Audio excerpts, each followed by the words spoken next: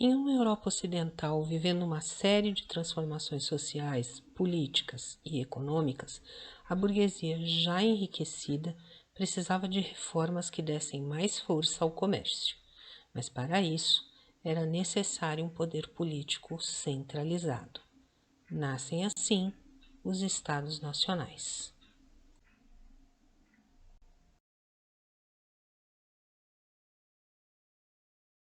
E quando isso aconteceu?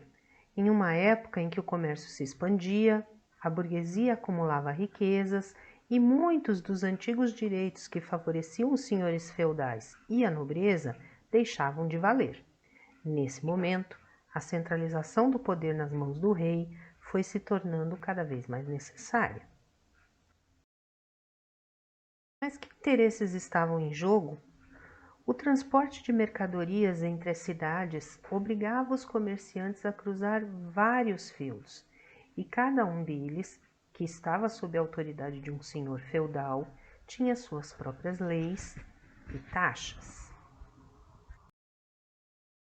Essas restrições levaram a burguesia a apoiar a centralização do poder nas mãos do rei, que poderia unificar a moeda, as leis e os impostos, além de estabelecer um sistema de pesos e medidas único, facilitando assim as trocas comerciais.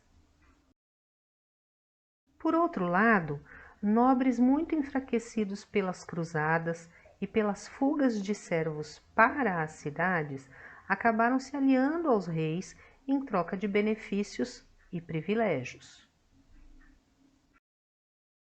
Mas esse processo de centralização do poder real foi longo e só atingiu seu auge entre os séculos XVI e XVII, mas enfrentou inúmeras resistências, tanto da Igreja Católica quanto de parte dos senhores feudais. Apesar desses entraves, os reis conseguiram impor sua autoridade sobre os habitantes de um único território, dando origem ao absolutismo monárquico, também chamado de Estado absolutista ou Estado nacional.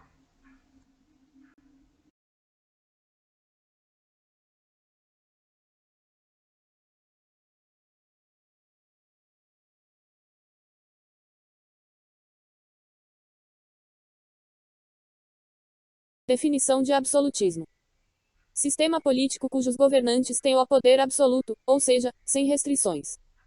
E toda forma de autoritarismo ou tirania.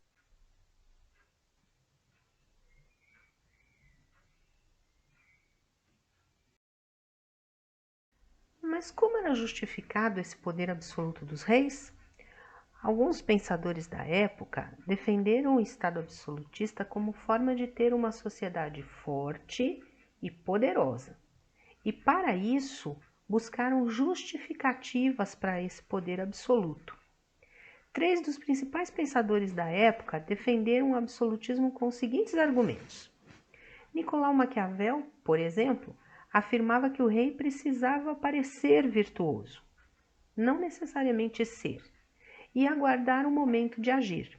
Ou seja, um rei deveria ter uma postura pública que levasse todo mundo a pensar que ele era bom e nunca, em hipótese alguma, poderia agir por impulso. Já Thomas Hobbes dizia que sem o rei haveria uma guerra de todos contra todos, ou seja, sem ele os seres humanos se eliminariam em lutas ferozes.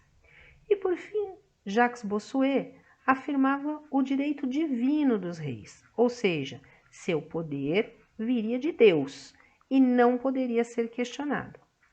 Muito parecido com o que os faraós egípcios diziam deles próprios.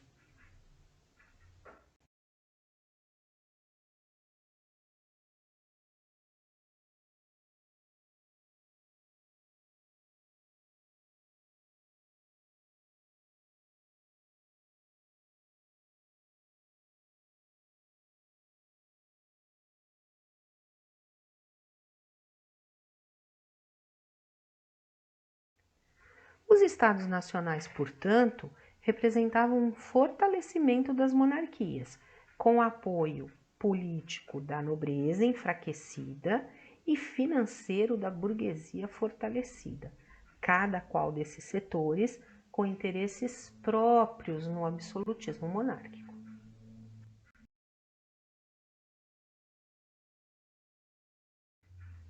Mas qual a motivação de uma aliança entre os reis e a burguesia, que por sinal era vantajosa para ambos os lados? Bom, em primeiro lugar, a existência de um Estado forte facilitou a expansão dos interesses burgueses, porque criou as ideias de nação e identidade nacional, permitindo a ideia das fronteiras, que eram importantes para o comércio burguês. Também permitiu a unificação da língua, da moeda, dos pesos e medidas, dos tributos, além da criação de exércitos regulares para defender essas fronteiras. Esses elementos todos, por sua vez, permitiram o avanço do mercantilismo, que era um conjunto de práticas econômicas para promover o enriquecimento do Estado. Daí o motivo pelo qual os reis aceitaram o apoio dos burgueses, ao mesmo tempo em que facilitava a atividade comercial.